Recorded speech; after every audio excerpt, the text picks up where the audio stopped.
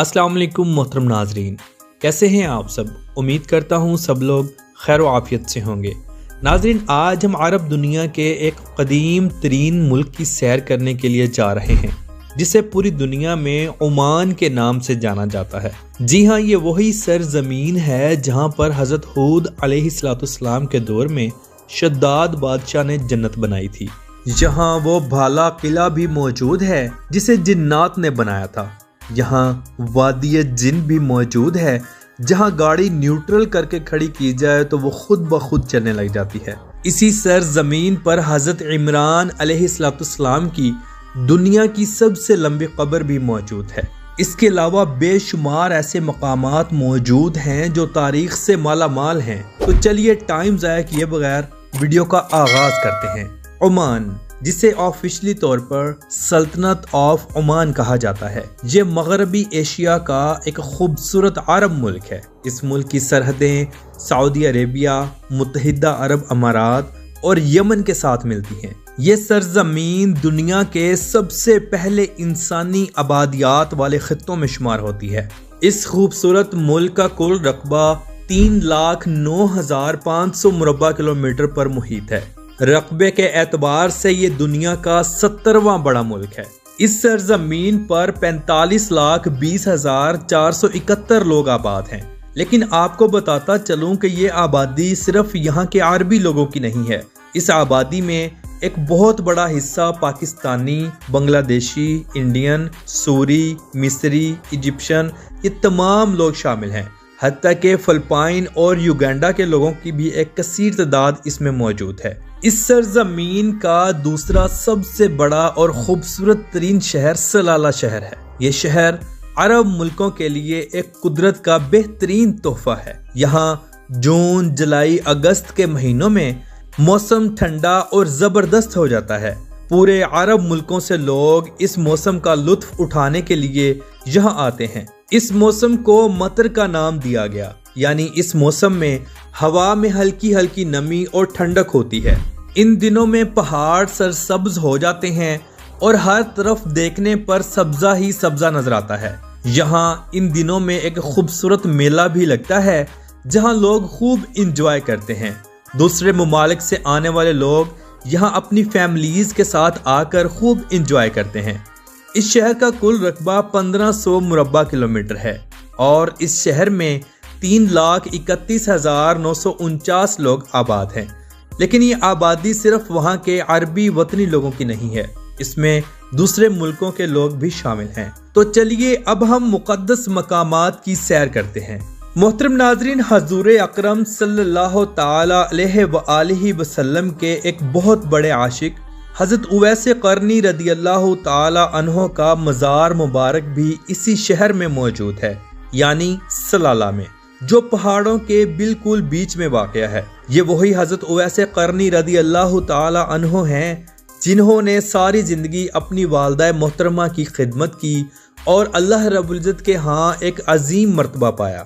حضور اکرم صلی اللہ تعالی علیہ وآلہ وسلم کے دور میں موجود ہوتے ہوئے بھی یہ ایک تابعی گزرے، یعنی انہوں نے جاگتی آنکھوں سے صحابہ اکرام کو دیکھا، لیکن حضور اکرم صلی اللہ تعالی علیہ وآلہ وسلم سے ملاقات نہ ہو پائی، جس کی وجہ صرف اور صرف اپنی والدہ کی خدمت تھی۔ ان کے مزار مبارک پر سالانہ ہزاروں لوگ حاضری دیتے ہیں اور فاتحہ کا نذرانہ پیش کرتے ہیں۔ پاکستانی، انڈین اور بنگلہ دیشیوں کی تعداد زیادہ ہوتی ہے۔ اب ہم زیارت کریں گے دنیا کی سب سے لمبی قبر، یعنی حضرت عمران علیہ السلام کا مزار مبارک۔ ایک رپورٹ کے مطابق ان کی قبر دنیا کی سب سے لمبی قبر ہے، جس کی لمبائی 12 میٹر کے قریب ہے۔ یہ مزار مبارک بھی سلالہ میں ہی موجود ہے، جہاں سالانہ ہزاروں لوگ جا کے فاتحہ کا نذرانہ پیش کرتے ہیں۔ ناظرین، آپ کے علم میں اضافہ کرتا چلوں کہ سلالہ شہر کے قریب ایک ایسا گاؤں بھی موجود ہے جسے جنات کا گاؤں کہا جاتا ہے۔ یہاں قریب سے لوگ شام کے وقت نہیں گزرتے۔ اگر ہم اس کی تاریخ پر نظر ڈالیں تو یہاں بننے والا بھالا فورٹ یعنی قلعہ جنات نے تعمیر کیا تھا اور اس قلعے کو صرف ایک رات کے اندر مکمل کیا گیا تھا۔ اس میں کتنی حقیقت موجود ہے یہ اللہ رب العزت کی ذات بہتر جانتی ہے۔ البتہ لوگ یہاں رات کو صرف جنات کے خوف کی وجہ سے یہاں نہیں آتے۔ یہ پورا گاؤں آج بھی اپنی اصل حالت میں پرانے زمانے کا بنا ہوا موجود ہے۔ لوگ دن کے ٹائم یہاں آتے ہیں، ویڈیوز وغیرہ بنا کر اس کو دیکھ کر شام سے پہلے واپس چلے جاتے ہیں۔ سننے میں آتا ہے کہ رات کے وقت یہاں ٹیکسی ڈرائیورز اور دوسرے کار یا گاڑیوں کے ڈرائیورز کو انسانی شکل میں جنات کھڑے ہو کر روکتے ہیں جن کا کوئی وجود نہیں ہوتا۔ یہ لوگ پھر ڈر کے مارے دوبارہ اس طرف کا سفر رات کے وقت نہیں کرتے۔ اگر ہم شداد بادشاہ کی بنائی گئی جنت پر نظر ڈالیں جو کہ آج بھی اپنی اصل حالت میں موجود ہے، لیکن یہ خنڈرات پرانے ہو چکے ہیں۔ سننے میں آتا ہے کہ یہ جنت ہر دن زمین میں دھنستی جا رہی ہے، اس کے اثرات آہستہ آہستہ مٹتے جا رہے ہیں۔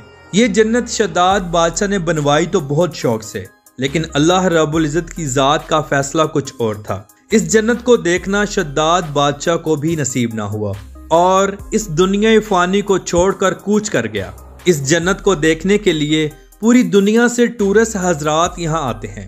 ناظرین، سلالہ شہر میں حضرت ایوب علیہ السلام کا مزار مبارک بھی موجود ہے جو کہ پہاڑوں کے بیچ بنا ہوا ہے۔ ان کے مزار کے ساتھ وہ مسجد بھی موجود ہے جہاں حضرت ایوب علیہ السلام عبادت کیا کرتے تھے، اور وہ چشمہ بھی موجود ہے جہاں سے بیماری کے بعد ان کو اللہ تعالیٰ کے حکم سے شفا ملی تھی۔ موجودہ وقت میں اس چشمے کو شفا چشمہ کہا جاتا ہے۔ لوگ اکثر یہاں آتے ہیں اور نہاتے ہیں۔ لوگوں کا ماننا ہے کہ اس چشمے میں نہانے سے جسمانی بیماریاں دور ہو جاتی ہیں۔ اب ہم سیر کریں گے ملکہ بلقیس کے محل کی، جو کہ سلالہ میں بالکل سمندر کے سامنے بنا ہوا ہے۔ اس محل کے باہر ایک ایسی تختی بھی نصب ہے جس کے اوپر لکھا گیا ہے کہ یہ قلعہ آج سے 300 سال پہلے بھی موجود تھا۔ یہ ایک بہترین اسلامک ٹورسٹ ڈیسٹینیشن بنتی ہے۔ اسے دیکھنے کے لیے پورے عمان سے لوگ یہاں آتے ہیں۔ یہ محل باہر سے دیکھنے پر انتہائی خوبصورت نظر آتا ہے۔ تو چلیے اب ہم آپ کو سامری جادوگر کا محل دکھاتے ہیں جہاں وہ رہا کرتا تھا۔ اس محل کے باہر ایک بورڈ لگایا گیا ہے جس کے اوپر اس محل کی تاریخ لکھی گئی ہے، اور یہ بھی لکھا گیا ہے کہ یہ 1000 سال پرانا ہے۔ یہ وہی سامری جادوگر ہے جو عرب عورتوں کے پاؤں کی مٹی اٹھا کر جنات کے ذریعے اپنے پاس لاتا اور پھر اس پر جادو کرتا، جس کا نتیجہ یہ نکلتا کہ وہ خوبصورت عورت اس کے قبضے میں آ جاتی اور خود چل کر اس کے پاس آتی۔ پھر یہ جادوگر اس عورت سے اچھا اور برا ہر کام کرواتا۔ آج بھی اگر آپ عمان جائیں اور وہاں کی عرب عورتوں کے برقعے دیکھیں جن کو وہ لوگ عبایا کہتے ہیں، تو وہ پیچھے سے لمبے ہوتے ہیں، یعنی یہ عورتیں چلتی ہیں تو پیچھے سے پاؤں کے نشان مٹتے جاتے ہیں۔ یہ کلچر آج سے کئی 100 سال پہلے سے چلتا آ رہا ہے۔ موجودہ وقت میں سامری جادوگر کا محل انتہائی خستہ حالت کا ہے، اس لیے یہاں جانے سے بھی منع کیا جاتا ہے۔ کہتے ہیں کہ اسی محل کے اندر سامری جادوگر اور اس کی بیوی دونوں کی قبریں موجود ہیں۔ عمانی عورتیں آج بھی ڈر کے مارے یہاں نہیں آتی۔ سلالہ کے اندر ایک ایسی جگہ بھی موجود ہے جسے وادی جن کا نام دیا گیا۔ یہ وہی جگہ ہے جہاں پر آپ اپنی گاڑی کو نیوٹرل کر کے کھڑا کر دیں، گاڑی خود بخود چلنا شروع کر دے گی اور آہستہ آہستہ اچھی خاصی سپیڈ پکڑ لے گی۔ لوگ یہاں آتے ہیں اور گاڑی کو نیوٹرل کر کے کھڑا کر دیتے ہیں، پھر گاڑی آہستہ آہستہ چڑھائی چڑھنا شروع ہو جاتی ہے۔ عمان ایک عرب ملک ہے اور یہاں کی قومی زبان عربی ہے۔ یہاں ٹوٹل آبادی کا 95% حصہ مسلمان لوگوں پر مشتمل ہے، باقی 5% لوگ کرسچن اور دوسرے مذہبوں سے تعلق رکھتے ہیں۔ یہ ملک اپنے رقبے کے اعتبار سے دنیا کے 17ویں نمبر پر آتا ہے اور آبادی کے لحاظ سے 125ویں نمبر پر آتا ہے۔ ناظرین، چلیے اب ہم دیکھتے ہیں اس مقام کو جہاں پر حضرت صالح علیہ السلام کی اونٹنی کو قتل کیا گیا تھا۔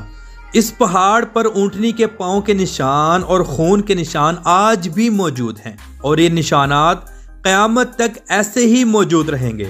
اس قوم کو قوم سمود کہا جاتا تھا جس پر اللہ رب العزت کی ذات کا عذاب نازل ہوا تھا۔ यानी इससे जाहिर होता है कि अरब की ये वो सरजमीन है जहां कौम समूद को अजाब नाजिल हुआ।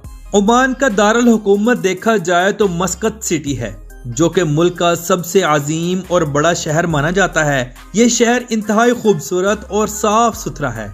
इस शहर का कुल रकबा 3500 मुरब्बा किलोमीटर है और इस शहर की कुल आबादी 17,20,000 लोगों पर मुश्तमिल है। ये ओमान का सबसे बड़ा बिजनेस हब भी है। मुल्क के तमाम हुकूमती इदारे, हेडक्वार्टर्स, इनके अलावा तमाम बैंकों के हेडक्वार्टर्स भी इसी शहर में ही मौजूद हैं। ये मशरिकी वस्ता का कदीम तरीन शहर माना जाता है।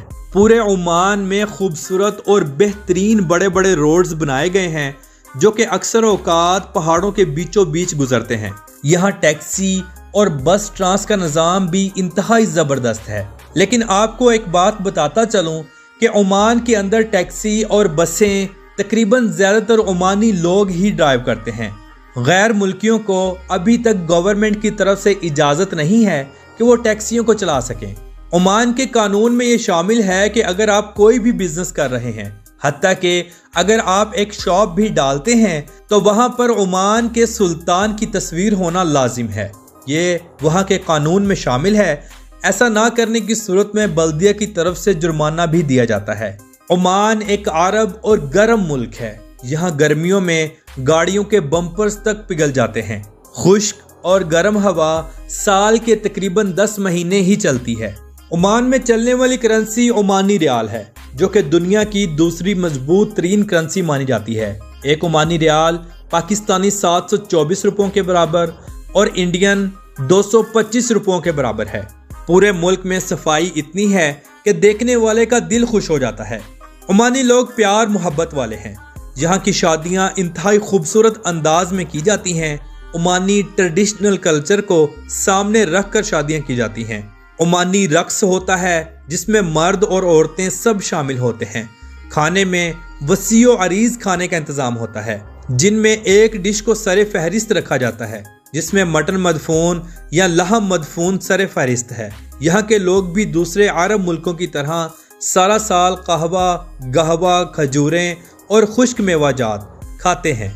ओमान की ट्रेडिशनल डिश को देखा जाए तो यहाँ का ओमानी हलवा पूरे अरब में इंतहाई मशहूर और मारूफ है।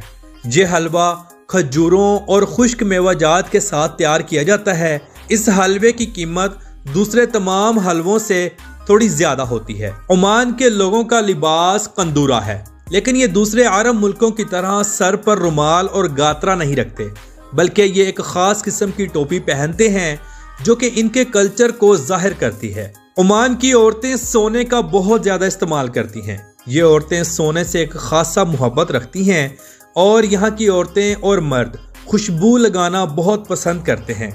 तो मोहतरम नाजरीन, ये थी आज की हमारी ओमान के ऊपर एक छोटी सी डॉक्यूमेंट्री। आपको कैसी लगी कमेंट बॉक्स में अपनी राय का इजहार ज़रूर कीजिएगा। तो मिलते हैं इंशाल्लाह अगली और बेहतरीन वीडियो के साथ। अल्लाह हाफिज़ नासिर, खुदा हाफिज़।